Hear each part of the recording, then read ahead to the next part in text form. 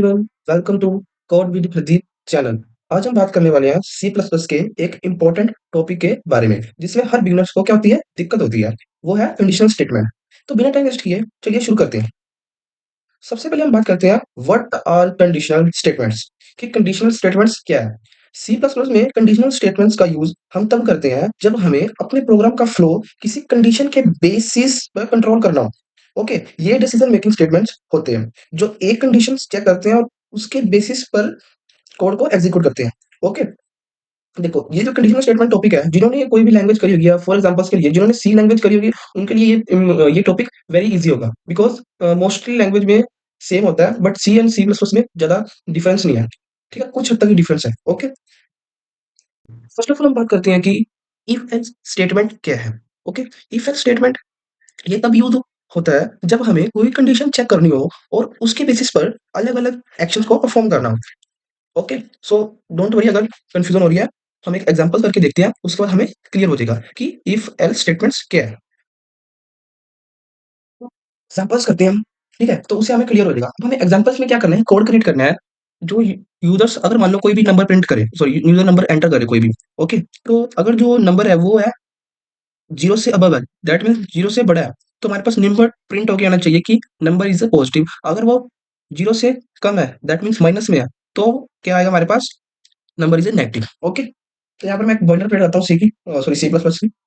Okay, ठीक है, और यहाँ पर मैं लिखता हूँ इंट नाम का मैंने डेटा टाइप लिया और क्या करा, एक नम नाम का वेरिएबल्स को डिक्लेयर कर दिया। ओके, और यहाँ पर सी आउट। ठीक है, ये तो तुम्हें पता ही है। अगर नहीं पता तो आप एक बार जाके मेरी वीडियो देख सकते हो बेसिक्स की। ठीक है, तो उसके अंदर मैंने सारे बेसिक्स कवर किए हुए हैं।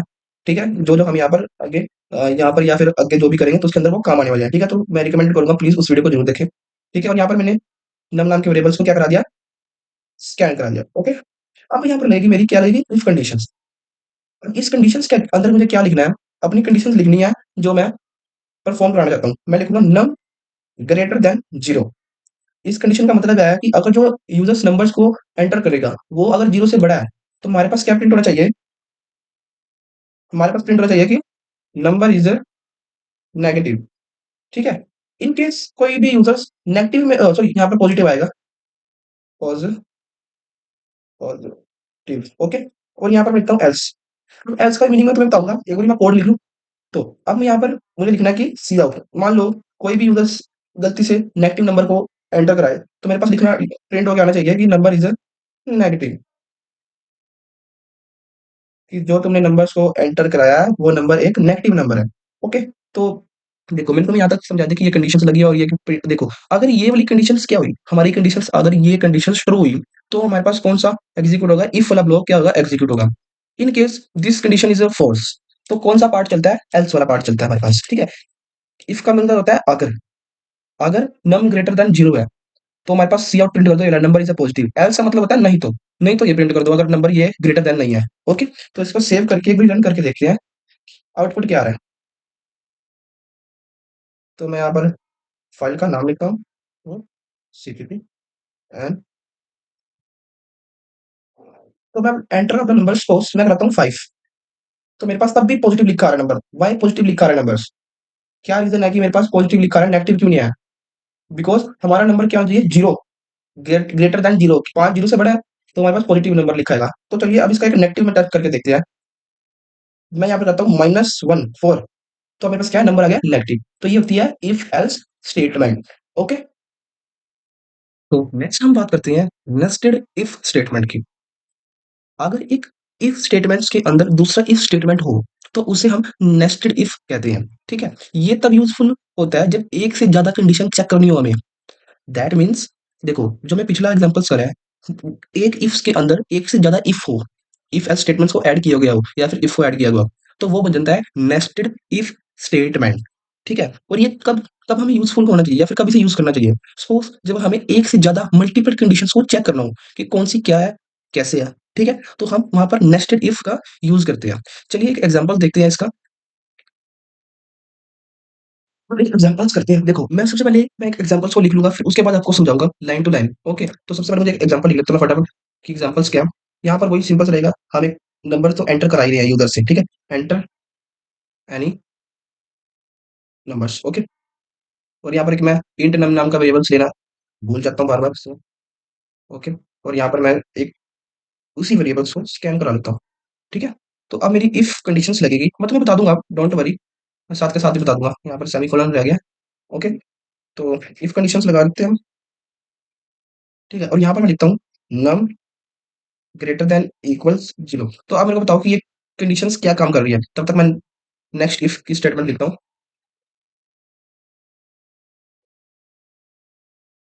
तो मेरे को फटाफट कमेंट करके बताओ कि ये स्टेटमेंट्स क्या काम कर रही है, ठीक है। और अब ये नेक्स्ट स्टेटमेंट बताओ क्या काम कर रही है, अगर तुमने पहली स्टेटमेंट बता दिया।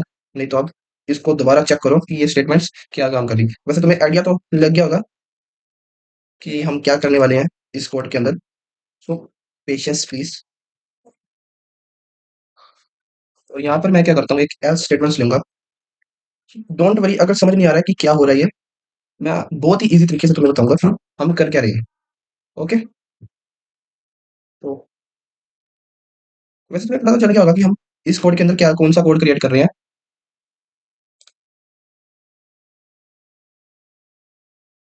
आई होप आपको समझ आ गया होगा कि इसके अंदर हम क्या करने वाले हैं।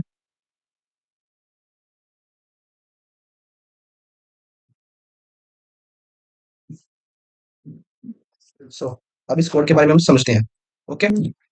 तो अब इस कोड के अंदर चल क्या रहा है, देखो यहाँ तक तो हमारा सारा सेम था। यहाँ पर हमारा सारा सेम है कि हम एक इंट नाम का वेरिएबल्स लिया और उसको हमने स्कैन करना है, जो कि यूजर्स एंटर करेंगे, ओके।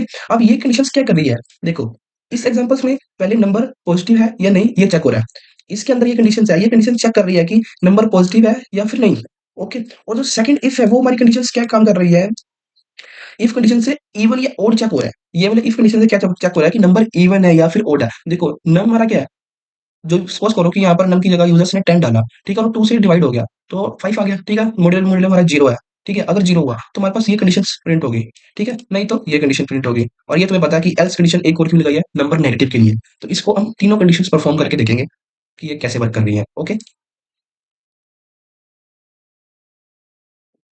ठीक है, तो मैं इसको थोड़ा सा इंक्रीज कर देता हूँ।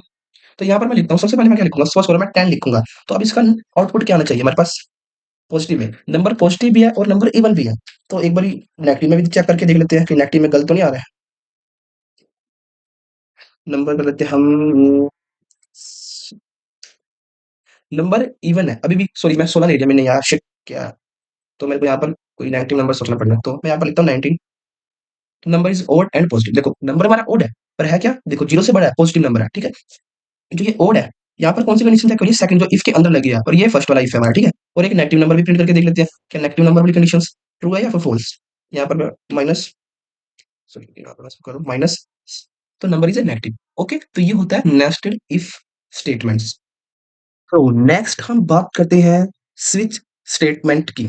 अब स्विच स्टेटमेंट्स क्या है, अगर हमें मल्टीप्लाई कंडीशंस चेक करनी हो, देखो नेस्टेड इफ एक अलग है, जो स्विच है ये एक मतलब कि बहुत ही उससे थोड़ी डिफरेंट है सिंपल वे में, ओके। अगर हमें मल्टीपल कंडीशन चेक करनी हो तो हम स्विच स्टेटमेंट यूज करते हैं या फिर कर सकते हैं, ओके। ये जनरली तब यूज होता है जब हमारे पास कोई फिक्स्ड चॉइस हो कि हाँ इन सब में से ही किसी चीज को सिलेक्ट करना है, जैसे कि मेन्यू ड्रिवन प्रोग्राम्स, ओके। तो चलिए इसका एक एग्जांपल्स देखते हैं, ठीक है। स्विच स्टेटमेंट के कंसेप्ट को समझने के लिए एक ऐसा कोड रेडी करना पड़ेगा जो हमें इजिली अंडरस्टैंडिंग दे, ठीक है, इजिली से हम समझ सके उसे, ठीक है। तो यहाँ पर मैं एक बॉयलर प्लेट को लिख लेता हूँ। और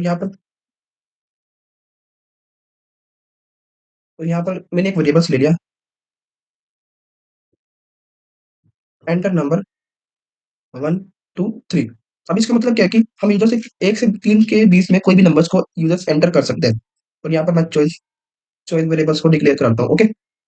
और भी यहाँ पे मेरा सिंटैक्स आता है स्विच स्टेटमेंट का, सिंटैक्स, ओके। तो यहाँ पर एक्सप्रेशन की जगह हमें क्या लिखना पड़ेगा, एक्सप्रेशंस की जगह हमें वही लिखना पड़ेगा जो हम परफॉर्म करा रहे हैं, जो हमने वेरिएबल्स लिया है सिंपल वे में, ओके। तो यहाँ पर मैंने करा लिया। अब कांस्टेंट एक्सप्रेशन, यहाँ पर मैं केस की जगह केस 1 इसको नाम देता हूँ मैं केस 1, ठीक है। और यहाँ पर मैं कोड के अंदर लिखता हूँ सी आउट, और इसका लिखता हूँ यू सिलेक्टेड 1, कि आपने नंबर 1 को सिलेक्ट किया है, ओके। और यहाँ पर मैं इसी तरह इसे कॉपी करके 3 केस बना लेता हूँ। देखो स्विच स्टेटमेंट के जो रूल है कुछ, और जो रूल है वो मस्ट इंपॉर्टेंट है। अगर हम उस रूल्स को फॉलो नहीं करेंगे तो हमारे पास एरर ही एरर आएँगे, ओके? तो वो रूल्स क्या-क्या हैं, पहले हम एक बारी इसको रन करके देख लें, फिर इसको समझते हैं कि यहाँ पर ब्रेक क्या लग रही है, क्यों लगाई जा रही है, इस केस के क्या रूल है, ओके? तो डिफ़ॉल्ट में क्या होता है, डिफ़ॉल्ट का भी बहुत अच्छा रूल है इसके अंदर कि डिफ़ॉल्ट क्यों यूज़ हो रहा है। यहाँ पे लिखते हैं हम वैलिड इनवैलिड चॉइस कि आपकी चॉइस वैलिड नहीं है, ठीक है? अब इसको मैं रन करके देखता हूँ, ओके? फिर हम इसको कोड को अच्छे से समझेंगे। अब मैं यहाँ पर चल जाता हूँ 3 और जैसे ही एंटर करूँगा मेरे को लिखा आ जाएगा यू सिलेक्टेड 3 और यहाँ पर अगर मैं सिंपली अगर 1 करा लूँ सिलेक्ट तो सिलेक्टेड 1 तो अगर मैं यहाँ पर सपोज़ करो कि 5 प्रिंट कराऊँ 5 चॉइस रखूँ तो मेरे पास लिखा आएगा इनवैलिड चॉइस। तो अब समझते हैं हम ये कैसे वर्क कर रहा है। देखो स्विच के मेरे पास क्या है चॉइस, ठीक है? 1 से 3 के बीच में अगर मैं 2 प्रिंट कराऊँगा और 2 एंटर करूँगा चॉइस रखूँगा कि मेरी 2 चॉइस है तो मेरे पास सीधा केस कहाँ पर जाएगा कौन-सा एग्ज़ीक्यूट केस होगा? केस 2 एग्ज़ीक्यूट हो गया, ओके? अगर मैं 1 लिखूँगा तो मेरे पास 1 केस एग्ज़ीक्यूट होगा, अगर 3 तो ऐसे। सपोज़ करो अगर कि मैंने यहाँ पर लिखा था 5 मेरी चॉइस क्या थी? एंटर 1, 2, 3 और मेरे पास केस कितने थे? 3 और एक केस था क्या? इनवैलिड। अगर देखो सबसे पहले अगर जैसे मैंने 5 एंटर कराया, ठीक है? कंपाइलर ने देखा कि केस 5 कहाँ पर है, उसे केस 5 नहीं मिला। तो उसने कौन-सा डिफ़ॉल्ट केस को एग्ज़ीक्यूट कर दिया कि इनवैलिड चॉइस, तुम्हारी चॉइस क्या है? गलत है, ठीक है? अब यहाँ पर रूल्स क्या है? कभी भी हमारा केस सेम नहीं हो सकता, ठीक है? सपोज़ करो अगर मैं यहाँ पर 1 2 की जगह 2 केस के अंदर 1 लिख दूँ, तो मेरे पास एरर आएगा। क्यों आएगा? क्योंकि सेम केस हो रहा है, 1 तो ऊपर भी डिक्लेयर करा और मैंने नीचे भी, तो हमारे केस सेम नहीं होने चाहिए। ओके? वैसे डिफ़ॉल्ट जो होता है ये हमारा बेसिकली होता है कि अगर हम मान लें स्विच के स्टेटमेंट्स के अंदर मल्टीपल कंडीशंस है। इन केस कोई कंडीशंस इनवैलिड गलत कंडीशंस यूज़र्स एंटर कर रहा है, इन कंडीशंस जो हमारी मेन कंडीशंस के सिवाय, तो हमारे पास डिफ़ॉल्ट केस एग्ज़ीक्यूट होगा। ब्रेक स्टेटमेंट इसलिए लगी हुई है यहाँ पर, ये एक स्टेटमेंट है, ठीक है? ब्रेक स्टेटमेंट ये कहती है कि इसके बाद ब्रेक लगा दो। ओके? तो ये था स्विच स्टेटमेंट, ठीक है? तो दोस्तों, आज हमने सी प्लस प्लस की कंडीशनल स्टेटमेंट को डिटेल में समझा। If else statement, nested if switch statements, ये कांसेप्ट बहुत ही इंपॉर्टेंट है और ये कांसेप्ट आपके प्रोग्रामिंग स्किल्स को और स्ट्रॉन्ग बनाएगा। अगर आपको ये वीडियो पसंद आई हो तो please like, share and new video के लिए चैनल को सब्सक्राइब करें। मैं मिलता हूँ आपको नेक्स्ट वीडियो में, तब तक keep coding and keep learning.